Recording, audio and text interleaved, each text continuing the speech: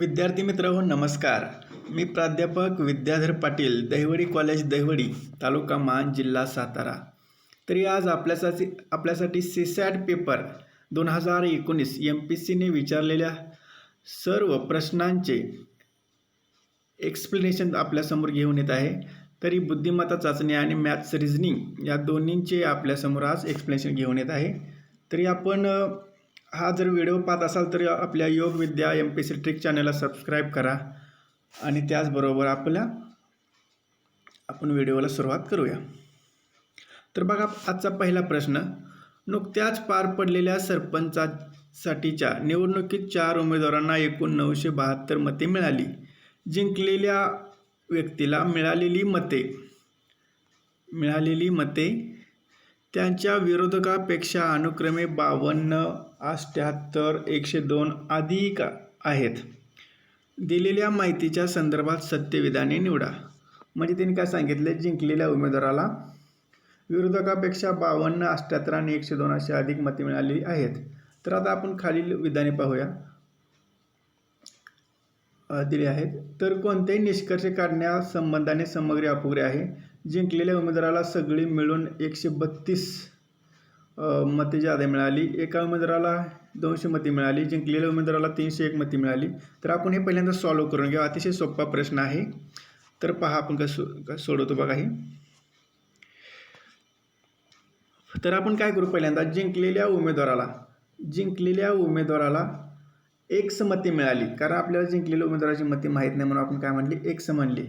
तर त्याच्या विरोधकांना बघा, त्याच्यापेक्षा 52 मते कमी येते म्हणजे X - 52. दुसऱ्याला काय येते, X - 78. तिसऱ्याला X - 102 अशी एवढी मते मिळालेली आहेत. तरी मग त्यांनी काय सांगितलं आहे, या चौघांची मिळून 972 मते आहेत. या चौघांची मते किती आहेत, 972. म्हणून या चौघांची बेरीज करायची. जिंकलेल्या उमेदवाराची मते परत त्यापेक्षा जरा कमी पडलेली, ह्या चौघांची काय करायची, बेरीज करायची. आणि या ठिकाणी X ची बेरीज करायची, 4X आलं. आणि हे -52, -78 आणि -102 यांची बेरीज केली, किती येते, -232. तर आपल्याला आता X ही किंमत काढायची आहे. तर मग काय करायचं बघा, ही 4X अलीकडे ठेवायचं आणि वजा इकडे तिकडे गेलो काय होणार, प्लस होणार. म्हणजे 972 अधिक 232. तर याची बेरीज किती येते, 1204.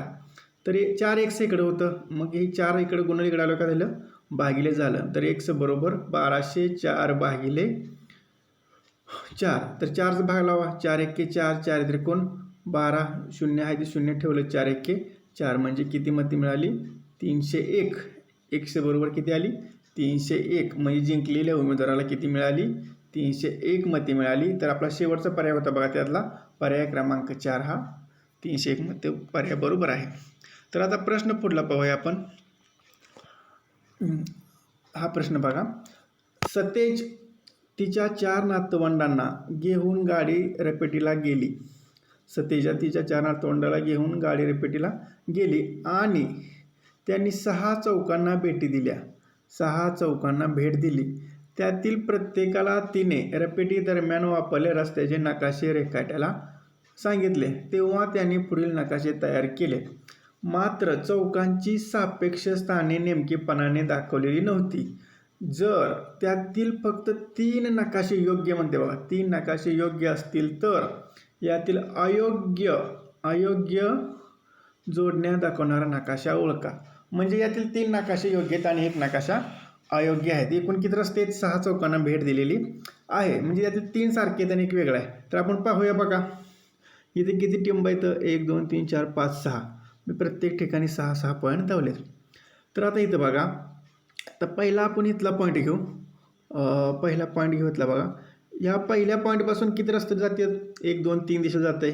परत इथलं दुसऱ्या 3 जात आहे, तिसऱ्या 3 जात आहे, या 3 जात आहे, या 3 जात आहे आणि या पण 3 रस्त्याला, असं वेगळं 3 ठिकाणी रस्ते फुटते येतं. म्हणजे याचं 3 येतं आहे.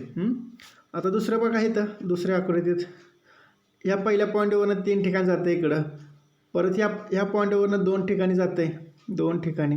इथल्या 3 जातं आहे, इथल्या 2 जातं आहे आणि इथल्या 3 जातं आहे, इथल्या 3 जातं आहे. म्हणजे इथल्या 2 कॉर्नरचे 2 ठिकाणी जातं आहे. आता हा घ्या, हा पॉईंट घ्या, हा पॉईंटला 2 ठिकाणी जातं आहे, तिथून पुढं आलं इथं 3 आहे, परत इथलाही टिपका इथे 2 ठिकाणी जातं आहे, हा 2 जातं आहे, तर हा 3 आणि हा 2 जातं आहे.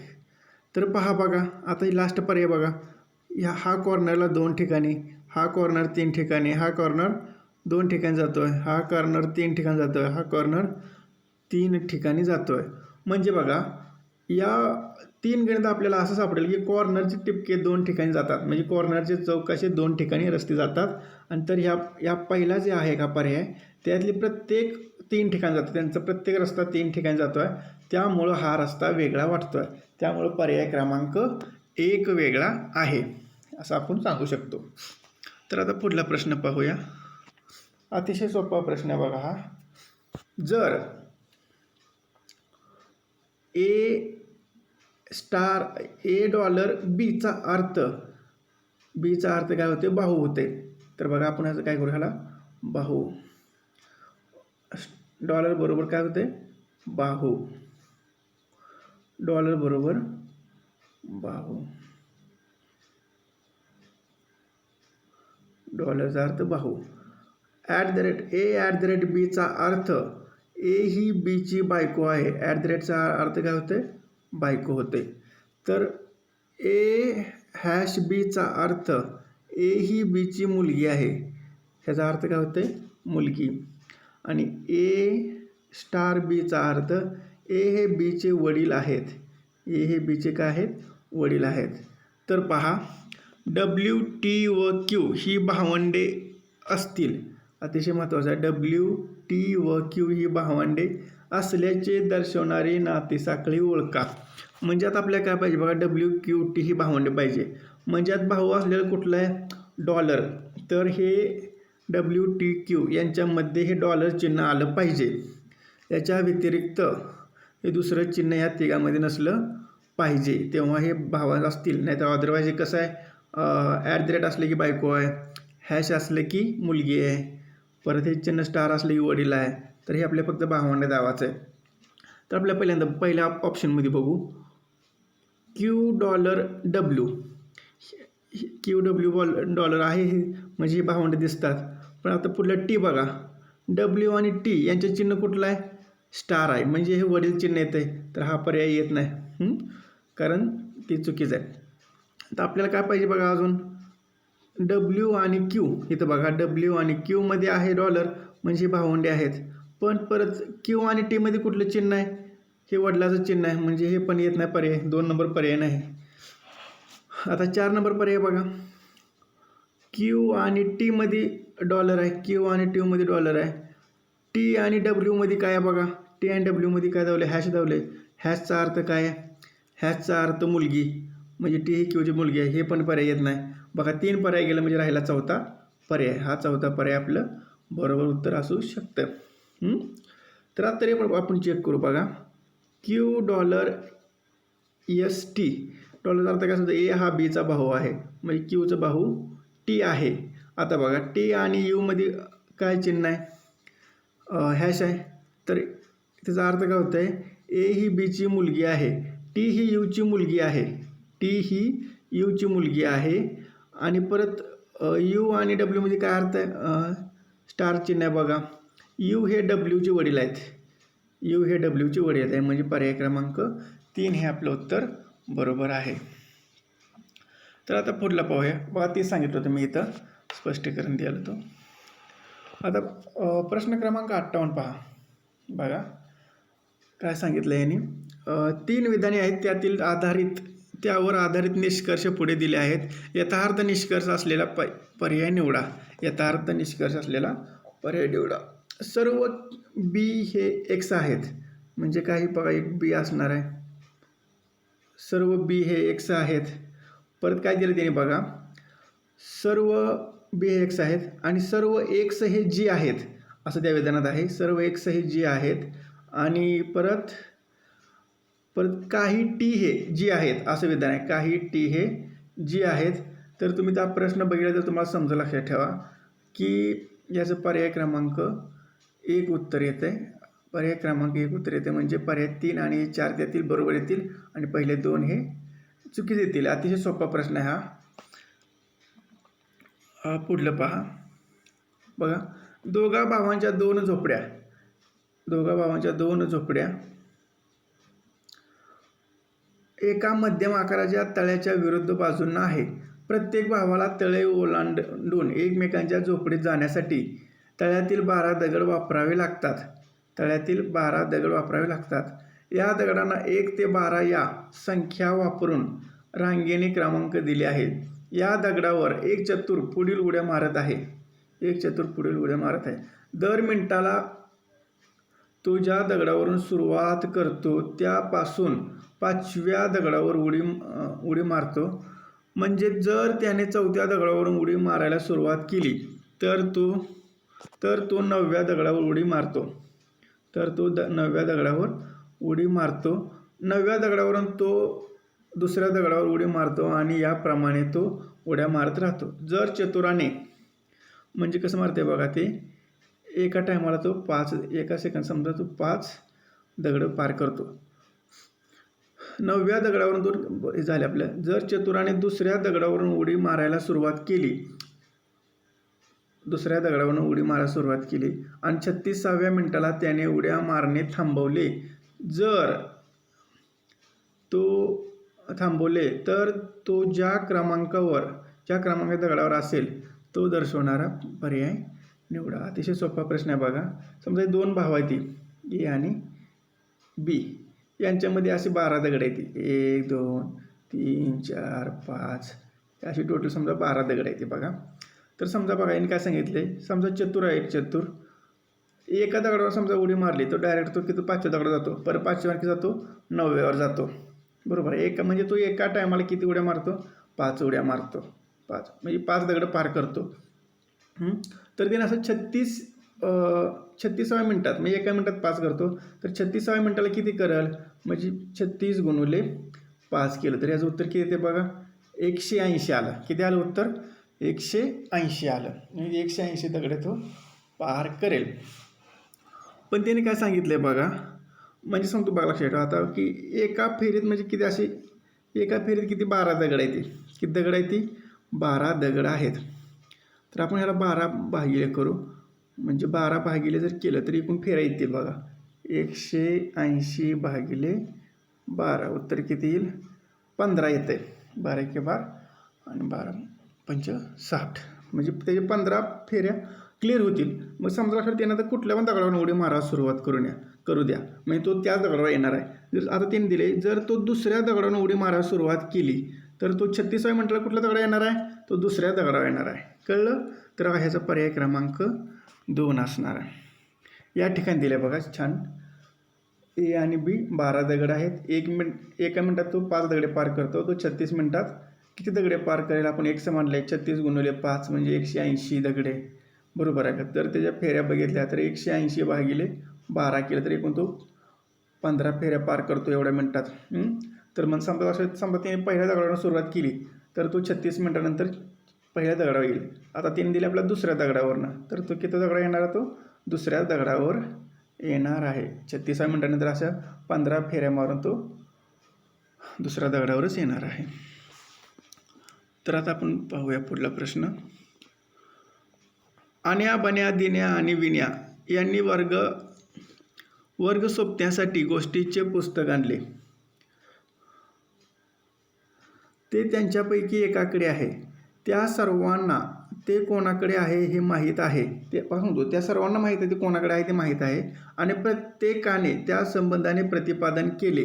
जर त्यापैकी फक्त एक प्रतिपादन सत्य असेल तर पुस्तक असलेली व्यक्ती निवडा. बघा प्रत्येकाला माहीत आहे की पुस्तक कोणाकडे आहे, फक्त त्यापैकी एक खरं आहे आणि बाकी सगळी खोटे बोलतात. तर आपल्याला काय विचारलं त्यांनी? पुस्तक कोणाकडे? तुला बघा अति सोपा प्रश्न आहे. थोडं नीट लक्ष देऊन वाचलं तरी लगेच समजते.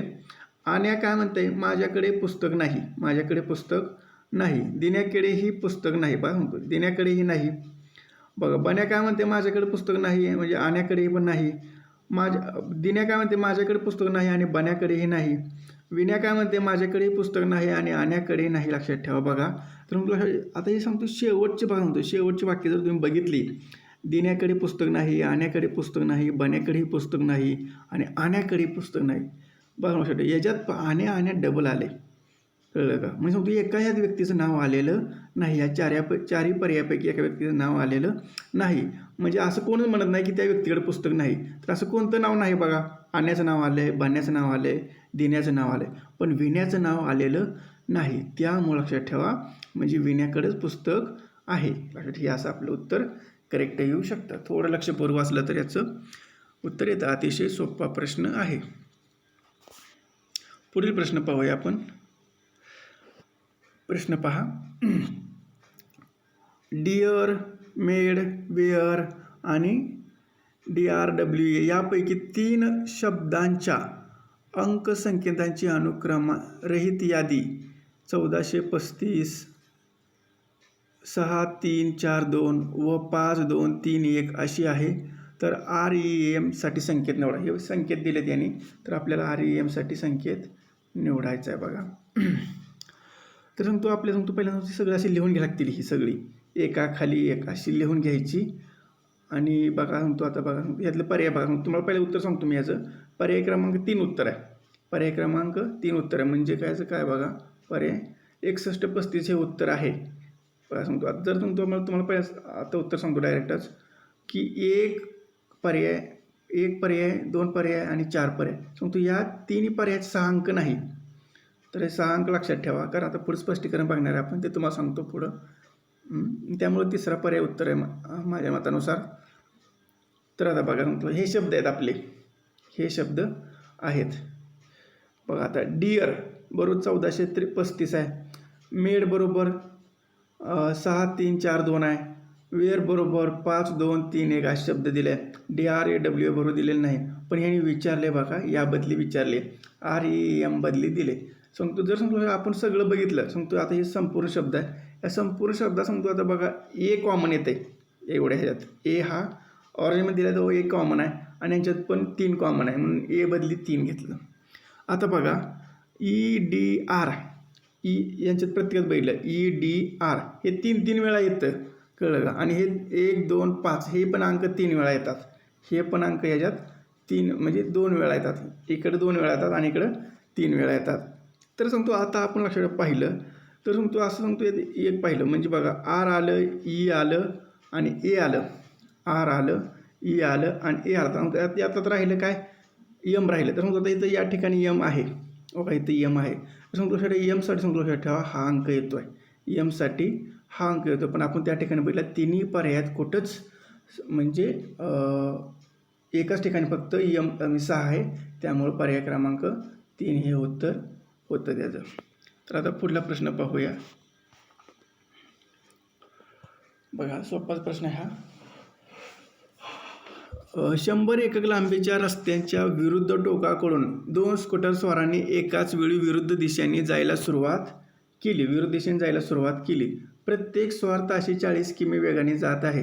त्यांनी प्रवासाला सुरुवात केली त्या क्षणी स्वारापैकी एकावरील माशी उडून दुसऱ्या स्वारावर बसण्यासाठी निघाली. जर ती माशी 60 किमी वेगाने उडत असेल तर तिला जितके अंतर कापण्याची गरज आहे ते एककात निर्देशित करणारा पर्याय ठरवा. पर्याय निवडा सांगितलं बघा. 100 आहे, 140 आहे, 300 आणि 200. समजा हे दोघं स्कूटर स्वार आहेत, ए आणि बी आहेत. यांच्यामध्ये 100 एककाचं अंतर आहे. किती अंतर आहे, 100 एककाचं अंतर आहे. समजा ही दोघं विरुद्ध दिशेला निघालेत. ही इकडे निघाला आहे, ही इकडे निघालं, विरुद्ध दिशेला निघाला आहे. पण सांगतो या दोन्हीचा स्पीड किती आहे, 40 किलोमीटर आहे. किती किमी आहे, 40. विरुद्ध दिशेने निघालेत. पण सांगतो मला लक्षात ठेवा ज्यावेळेस स्टार्ट होती एकमेकाला म्हणजे हे दोघं निघण्याच्या स्थिती वेळात, त्यावेळेस सांगतो ए वरची माशी उठते आणि समजा इकडे ह्या बीचा पाठलाग करायला सुरुवात करते. पण त्या माशीचा त्यावेळेस स्पीड किती असतो, 60 किमी असतो. किती स्पीड असतो, 60 किमीचा स्पीड असतो. तर ती काय म्हणते बघा, तर किती वेळानंतर म्हणजे किती अंतर कापल्यावर ती माशी बीच्या अंगावर जाऊन बसेल त्याने असं आपल्याला विचारले. तर त्याचं पर्याय 100, 140, 300, 200 असं दिले. तर आपण त्याचं स्पष्टीकरण पाहूया पुढं. तर बघा तुम्हाला सांगितल्याप्रमाणे ए आणि बी आहेत, ते विरुद्ध दिशेने निघालेत. प्रत्येकाचा स्पीड 40 आहे. मध्ये अंतर किती आहे, 100 एककाचं आहे. पण एवरची माशी उठली समजा, तिचं स्पीड किती आहे, 60 एकक आहे. ती निघाली बेकडे, निघाली बेला गाठण्यासाठी. तर पाहू, लक्षात ठेवा, ज्यावेळेस आपण माहीत आहे रेल्वे टाईपचे सेम गणित येते. जर दोन्ही रेल्वे एका दिशेने असतील तर काय करायची, वेगांची त्यांच्या काय करायची, वजाबाकी करायची, दोन्ही एका दिशेने असतील तर. मग आता ही बीच्या दिशेनंच माशी पण निघाली. मध्ये अंतर किती आहे, 100. तर आपल्याला माहीत आहे वेळ बरोबर अंतर भागिले वेग. तर अंतर लिहायचं 100. या दोन्हीच्या वेगांची वजाबाकी 40 वजा आपलं 60 वजा 40 किती येतं आहे, 20 आलं. तर बघा आपलं उत्तर काय येणार आहे, येईल ते उत्तर काय येणार आहे, वेळ येणार आहे. तर वेळ किती येणार आहे, 100 भागिले 20 म्हणजे किती आलं, 5 तास लागतील. म्हणजे या माशीला बीला पकडण्यासाठी किंवा बीच्या अंगावर जाऊन बसण्यासाठी 5 तास लागतील. तर आता आपण म्हणजे या अंतर किती जाईल असं विचारलं आहे त्यांनी. तर माशीचं स्पीड किती आहे, 60 आहे. तिला वेळ किती लागेल, 5 तास. म्हणजे 5 गुणुले 60 तर किती किमी अंतर जाईल, ती 300 किमी अंतर तिला जावं लागेल. त्यावेळेस ती त्याला बरोबर गाठेल. प्रश्न क्रमांक पुढला बघा आता.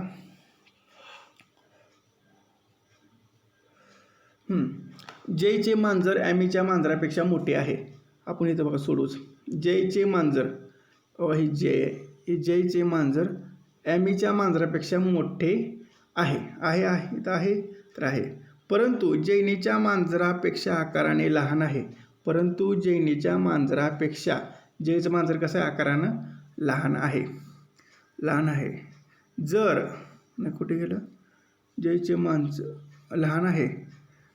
फिजीचे मांजर वेणूच्या मांजरा एवढेच आहे. म्हणते, म्हणजे दोन्ही मांजर सारखी आहेत. जे आमीच्या मांजरापेक्षा मोठे असून, म्हणजे यांचं मांजर कसं आहे, दोन्हीचं फिजीचं आणि वेणूचं ॲमीच्या मांजरापेक्षा मोठे असून जयच्या मांजरापेक्षा लहान आहे. म्हणजे जयच्या मांजर मोठे, ह्या दोघांपेक्षा मोठा आहे, लहान आहे, म्हणजे हे मोठं आहे. जर आकाराने मोठी मांजरे वेगवान असतील, आता सर्वात मोठं आकाराने कुठलं मांजर आहे बघा, जैनी, म्हणजे हे वेगवान मांजर असतील. आणि आकाराने लहान कोणाचं आहे, ॲमीचं, आकाराने लहान आज्ञाधारक असतील, तर पुढील यादीतून सर्वात वेगवान कोण आहे, जैनी, आणि सर्वात आज्ञाधारक कोण आहे, ॲमी मांजराची जोडी ओळखा. तर फिजी, आपलं उत्तर काय असणार आहे, जैनी आणि ॲमी. तर पर्याय क्रमांक 4 जैनी आणि ॲमी. तर पहा आता अतिशय सोपा प्रश्न आहे पहा.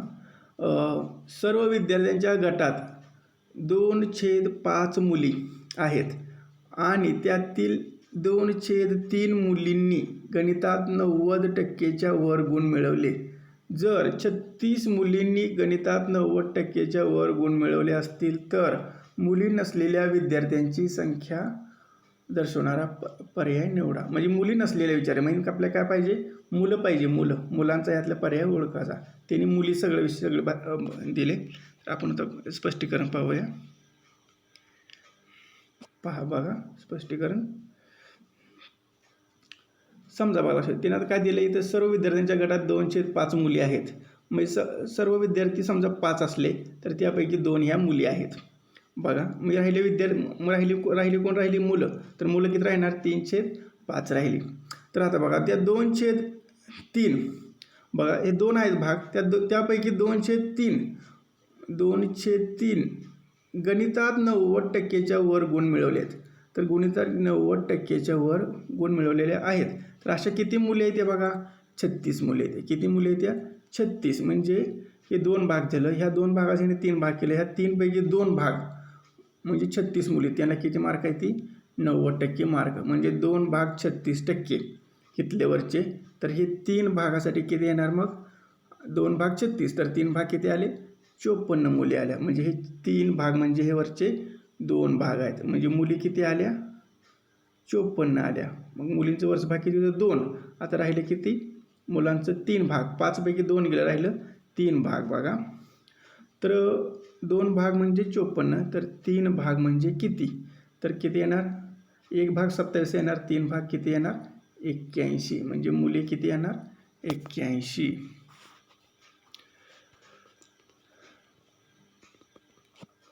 आता पहा, रेल्वे गाड्यांसाठी कोकणात फक्त एकेरी मार्ग उपलब्ध आहे. ताशी 50 किमी प्रति तास इतक्या एकसमान गतीने प्रवास करणाऱ्या गाडीने AX हे स्थानक 100 किमीवर असलेल्या BX स्थानकावर पोहोचण्यासाठी सकाळी 7:40ला सोडले. ताशी 40 किमी प्रति तास या एकसमान गतीने प्रवास करणाऱ्या गाडीने BX स्थानक सोडले. मग तिकडून पण BX गाडी सुटली. AX स्थानकावर पोहोचण्यासाठी सकाळी 8:10ला दुसरी गाडी निघाली आणि पहिली गाडी किती निघाली 7:40ला. तिचं स्पीड किती आहे 50 आणि दुसरी गाडी किती निघाली 8:10ला निघाली. बघा विरुद्ध दिशेने निघाली. सोडले. पण रस्ता कसा एकेरीचा आहे. रस्ता कसा एकेरी आहे. मध्ये 100 किमी अंतर आहे. वाहतूक नियंत्रकाच्या ही परिस्थिती सकाळी 8:40ला लक्षात आली.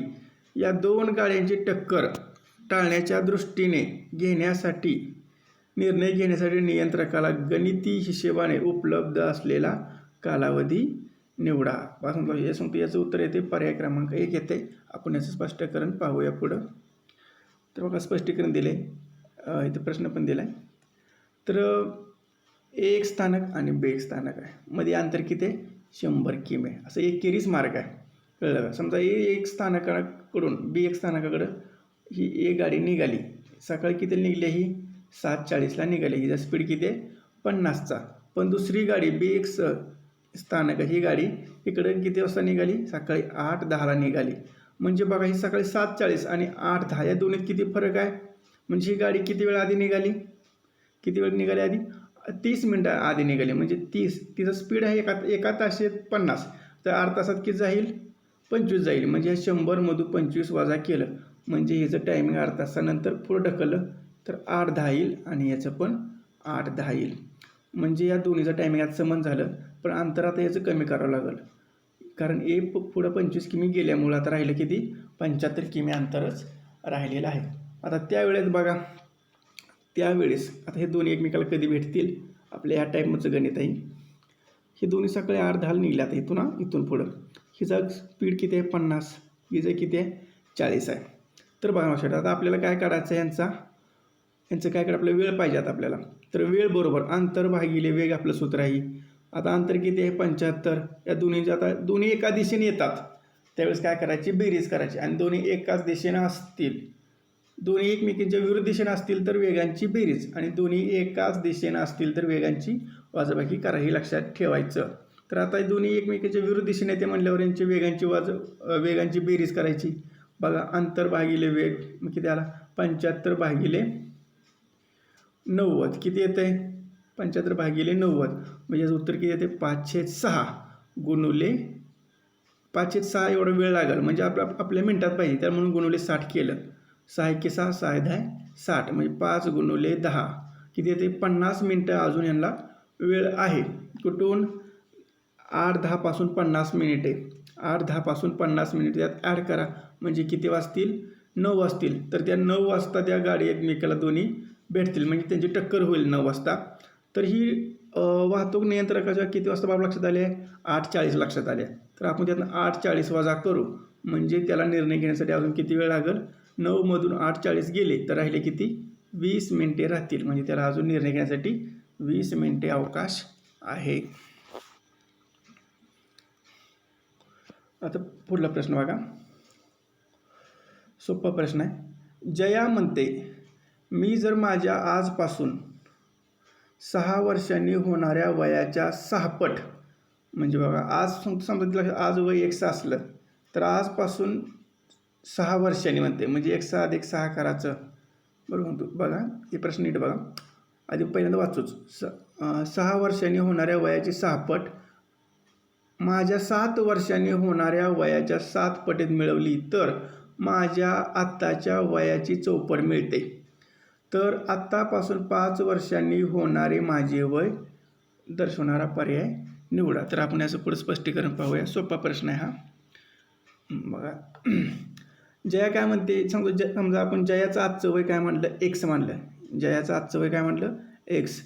मी जर माझ्या आजपासून 6 वर्षांनी होणाऱ्या समजा इथं 6 वर्षांनं वय काय होईल 1 + 6 होईल. व्यवस्थित 6 वर्षांनी वय किती होईल? 1 अधिक 6 झालं. होणाऱ्या वयाची 6 पट. मग आता 6 पट मला काय करायला लागेल याला? आजच्या वयाला म्हणजे 6 वर्ष होणाऱ्या वयाला 6 गुणायचं. 6 गुणिले 1 6 अधिक कंसात 1 अधिक 6 झालं. 6 पट माझ्या 7 वर्षांनी परत पुढे काय म्हणते बघा? 7 वर्षांनी म्हणजे समजा तिनं म्हटलं म्हणजे 7 वर्ष म्हटलं तर 1 अधिक 7. 7 वर्षांनी होणाऱ्या वयाच्या 7 पटीत. मग त्याला अजून 7 गुणाचं. 7 पटीत म्हणले की 7 गुणिले कंसात 1 अधिक 7. 7 पटीत मिळवली म्हणजे काय? बेरीज करायला लागली या दोन्हींची बेरीज करायची. या वयाची आणि या वयाची बेरीज करेल त्यावेळेस काय बेरीज येईल? आत्ताच्या वय तिचं काय आहे? एक्स आहे. आत्ताच्या वयाच्या 14 पट म्हणजे एक्स गुणिले 14 पट मिळते. म्हणजे बरोबर एक्स गुणिले 14 पट मिळते. तर आत्तापासून 5 वर्षाचे वय तिने विचारले. तर पहिल्यांदा आपण एक्सची किंमत काढू. पहिल्यांदा सोपा प्रश्न आहे, अतिशय एकदम व्यवस्थित आपण मान्य केली. आता बघा, तर या ठिकाणी आपण आता एक्सची किंमत काढू. याने याला गुणलं बरोबर. बघा इथं 13 6 एक्स अधिक 36 आलं अधिक 7ला गुणले 49 अधिक 7 एक्स बरोबर एक्स गुणिले 14. तर एक्स बेरीज करा. 6 एक्स अधिक 7 एक्स 13 एक्स 36 अधिक 49 बरोबर अधिक 85 बरोबर 14 एक्स येते. आता ही इकडं अधिक इकडे गेलं काय होणार? वजा होणार. मग 14 वजा 13 एक्स राहिले किती? 1 एक्स. मग एक्स बरोबर किती आलं? 85. तर एक्स म्हणजे 85 म्हणजे काय? आजचे वय किती आलं? एक्स. तर आता इथून पुढं 5 वर्ष मिसळा त्यात. तर किती येईल वय बघा? 90 वर्ष येणार आहे. तर याचं उत्तर काय असणार आहे? पर्याय क्रमांक 4.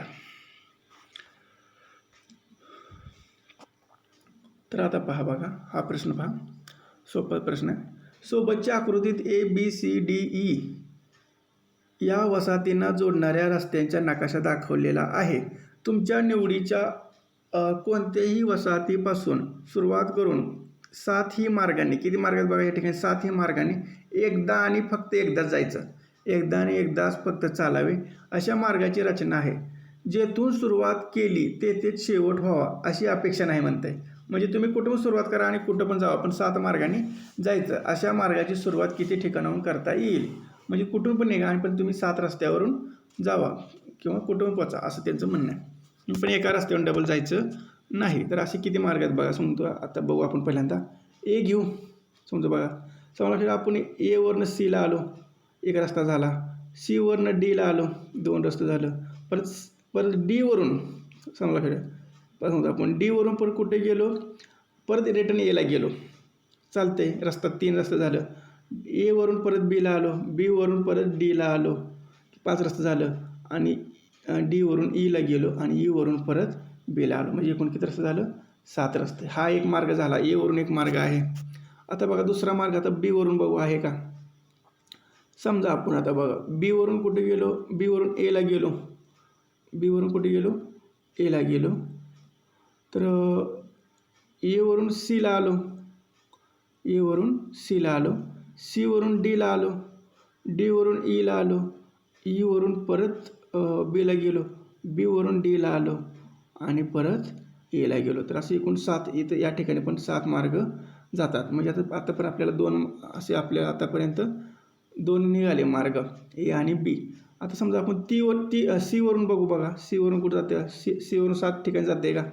सी वरून एला गेलो, ए वरून परत डीला गेलो, डी वरून परत बघा डी वरून परत इकडं पाठीमागं सीला यायचं म्हटलं तर परत पुढे जात नाही. पण समजा आपण डी वरून ईला गेलो, बरं बीला गेलो, कारण परत रस्ता शिल्लक राहत नाही, कारण सी वरून तर मार्ग नाही जात. तर समजा तुम्ही असं जर चेक केलं तर लक्षात ठेवा, आपल्याला फक्त 2च मार्ग भेटतील. 2 ए आणि बी वरून तुम्ही 7 मार्गाने प्रवास करू शकाल. तर आता पुढला प्रश्न पाहूया. बघा हा सुद्धा प्रश्न अतिशय सोपा प्रश्न आहे. या ठिकाणी यांनी काय दिलं बघा? एक्सच्या ज्या किमतीसाठी एक्स वर्ग अधिक एक्स वर्ग भागिले 4 अधिक एक्स भागिले 2 वजा 4 या राशींचे मूल्य 0 ते 4 या दरम्यानची नैसर्गिक संख्या आहे ती निवडा म्हणते. बघा म्हणजे या राशीचं मूल्य यापैकी या 4 पर्यापैकी कोणती संख्या जर राशी एक घेतली तर त्यांचं 0 ते 4 दरम्यानचं उत्तर येते.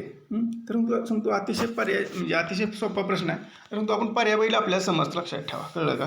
सांगतो पर्याय सांगतो बघा, असं घेताना असं घ्यायचं की सांगतो त्या संख्येला पूर्ण भाग गेला पाहिजे असं बघायचं. सांगतो आता या ठिकाणी छेद 4 आहे, या ठिकाणी छेद 2 आहे. लक्षात ठेवा, म्हणजे छेद सम आहे त्यावेळी वरच्या सम संख्येला भाग जातो. तर सांगतो आता मग विषम संख्येपर्यंत कट करून टाका. पर्याय 1 तर नसणार, पर्याय 3 तर नसणार. हे समजलं आपल्याला. म्हणजे आता राहिलं पर्याय 2 आणि पर्याय 6 राहिलं. सांगतो या दोन्हीपैकी आता बघा, समजा आता पहिल्यांदा आपण पर्याय क्रमांक 2 घेऊ.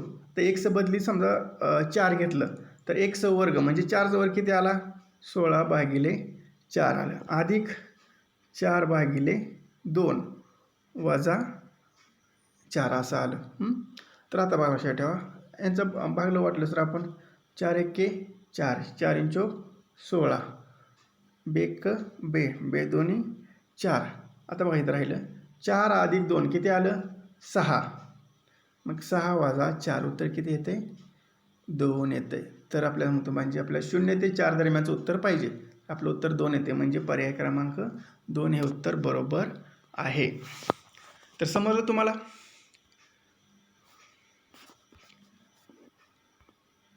तर विद्यार्थी मित्रांनो, आजचा व्हिडिओ तुम्हाला कसा वाटला हा अभिप्राय मला नक्की कळवा. जर व्हिडिओ तुम्हाला आवडला असेल तर तुम्ही लाईक करायला आणि सबस्क्राईब करायला विसरू नका आणि कमेंट करायला विसरू नका.